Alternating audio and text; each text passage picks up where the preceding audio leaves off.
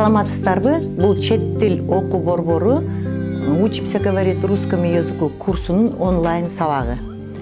Бүгүн мен сиздер менен өткөн сабактын уландысы болгон үнсүз орус тилинин үнсүз тыбыштары менен сабак өтөмүн. Биз айткандай, орус тилинде 21 үнсүз тамга бар дегенбиз. Булар өткөн сабакта ичке жана жоон болгондугу жөнүндө айтканбыз. Ал эми бүгүн болсо звонкие и глухие звуки. Башкача айтканда жумшак жана каткалаң тыбыштар. 21 үнсүз тамга жумшак анан каткалаң тыбыштарга бөлүнөт. Мисалы үчүн мына Б жумшак, П каткалаң, В жумшак, Ф каткалаң, Г жумшак, К каткалаң, Д, Т, Ж, Ш, З, С. Ушинтип 12 үнсүз тыбыш жупту түзөт. Ал эми жуу жок, жумшак тыбыштар булар М, Н, Р, Л, И. Булар кайсы жерде болбосун, кайсы позицияда болбосун, булар жумшак гана айтылат. Ал эми жуу жок, каткалаң үнсүздөр бул Х, Ц, Ч, анан Ш. Булар эч кайсы жерде жолукпасын, кайсы жерде кездешпесин, булар жалаң гана каткалаң болуп айтылат.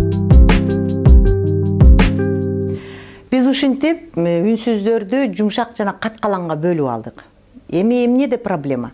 Проблема жанакы параны түзгөн жууп каткалаң жана жумшак үнсүздөрдө. Мисалы үчүн мынакей, эгерде ушул жумшак үнсүздөр сөздүн аягында кездешсе, ал буулуп калып каткалаң угулат. Ошону биз каткалаң эле окуй беришибиз керек. Мисалы үчүн мынакей, в конце слова звонкие звуки становятся глухими. Мына мен жогоруда айткандай, сөздүн аягында бул жумшак үнсүздөр кездешсе, мынакей дуп дегенде, бул буулаттагы Б, П болуп окулат. Ошондо биз туура окуган болобуз. Мына дуп, дуп. Кот дегенде Д бул жумшак үнсүз, ал эми сөздүн аягына келгенине байланыштуу буулаттагы бул Т тамгасы, каткалаң тамгасы болуп окулат. Кот, кот. Лук, мына Г жумшак, ал эми сөздүн аягына келгенине байланыштуу дагы эле буулаттагы К каткалаң үнсүздү берет. Зуб да болсо Б жумшак, сөздүн аягына келгенине байланыштуу бул ошондой каткалаң үнсүздү берет. Бул биринчи учур. Экинчи учур перед парными звонкими глухие согласные становятся звонкими.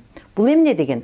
Бул эгерде ошол жумшак үнсүз каткалаң үнсүздүн алдына келгенде, бул автоматически жумшарып кетет дагы жумшак үнсүз болуп калат. Мына мисалы үчүн З, С, З жумшак, С каткалаң. Мына збить дейли. Збить деген сөздө Б'нын таасири менен каткалаң С үнсүз тыбыш автоматически З үнсүзгө айланат дагы, аны биз збить деп окуп коебуз. Мына збить. Мына ушинтип окусаңар бул туура болот. Ошондой эле здуть деген сөздө бу Д'нын таасири менен жумшак Д тыбыштын таасири менен С каткалаң тыбыш жумшарат дагы, бул дагы автоматикалык түрдө здуть болуп калат. Ошондо мынакей туура окуган болосуңар, здуть С жазылганы менен бул сөздү биз здуть деп окуй беребиз. Үчүнчү учур. Бул эмне деген? Бул перед парными глухими звонкие становятся глухими. Бул каткалаң үнсүздүн алдында жумшак үнсүз турса, ал автоматикалык түрдө каткалаң болуп калат.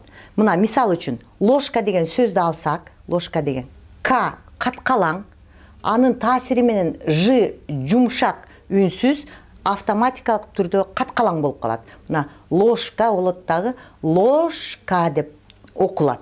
Ошондо биз туура айткан болобуз. Ошондой эле мына вспять деген сөздү алсак, С каткалаң үнсүздүн таасири менен жуу бар, мына В үнсүз тыбышы автоматикалык түрдө каткалаң болот дагы, муну биз вспять деп окуй беребиз. Мына ошондо туура болот. Ушинтип биз 3-онлайн сабагыбызды аяктайбыз. Эмки жолугушканга чейин саламатта болуңуздар.